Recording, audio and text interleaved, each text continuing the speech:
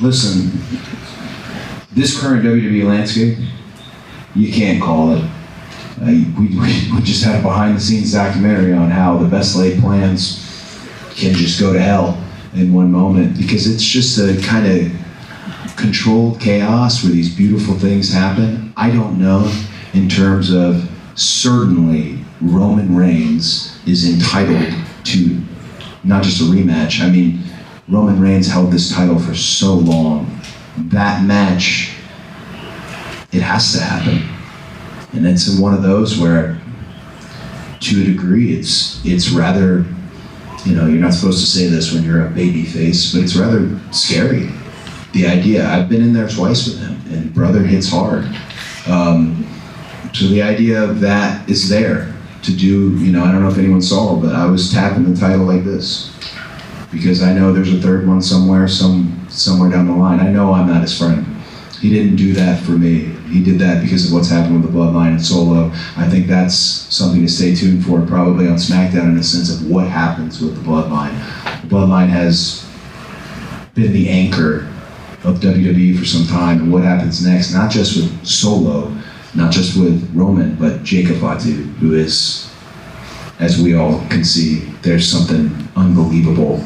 I don't have to like him to tell you that. There's something special there, but there's a lot of match options that are in front of us, and that's for the man who's going to be up here next, to kind of decide what happens next. I'm always ready.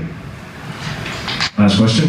Oh, come on, Byron. Okay, tell me this stuff. Hopefully I close it out strong. Adrian Hernandez of Unlikely. Cody, in your entrance, before you went out, you got to have a discussion, a pep talk with Arn Anderson. How did that feel, and how did that come to be? For people who follow just the general story and the road I've been on, Arn is a huge part of it. I had made that decision when I was with AEW. I had made the decision that, hey, I can't have my dad for this stuff. He's not here physically. I want someone who was with him. And they could have even been, they didn't have to be an ally. They could have been an adversary. He came in and he was such a piece of sanity for me during a really chaotic time. And just, Arn is one of the smartest people you'll meet in pro wrestling sports entertainment. But he's also so ahead of the curve in the sense like, hey, I see where this is going. I get a feel for what the business evolves, like all sports, the business evolves, and Arn has always been able to be there. For me, it was just special to have a moment with him, particularly one where he wasn't threatening to shoot me or something of that nature.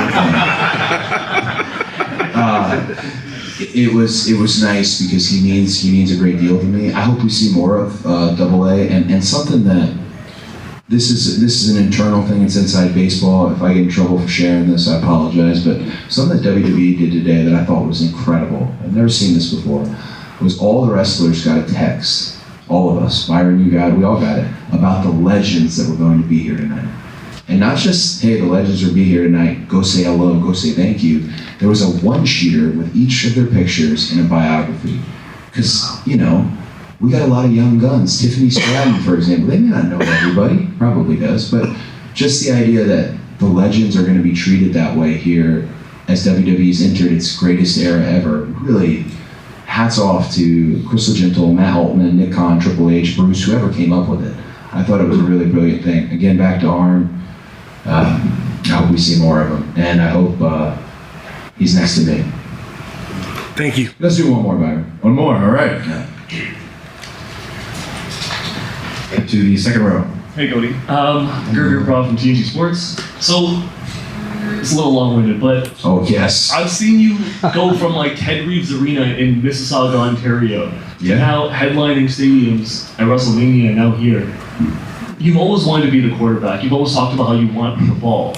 And now it's a time when you're basically, it's the return of Roman Reigns, and it feels like it's the biggest thing that just happened. Sure. Where's your head at as far as what this next challenge is? Because you finished the story. What's this next new opportunity look like in your head? It's a great question. And a couple people have kind of asked it behind the scenes in terms of what does that look like? There can't be, two, right? And you mentioned the journey I've been on. Cleveland specific is where Stardust started. So I said earlier, an enhancement guy. is now standing here, the guy. With Roman's return, I would say the same thing I said going to WrestleMania last year. Maybe it backfired.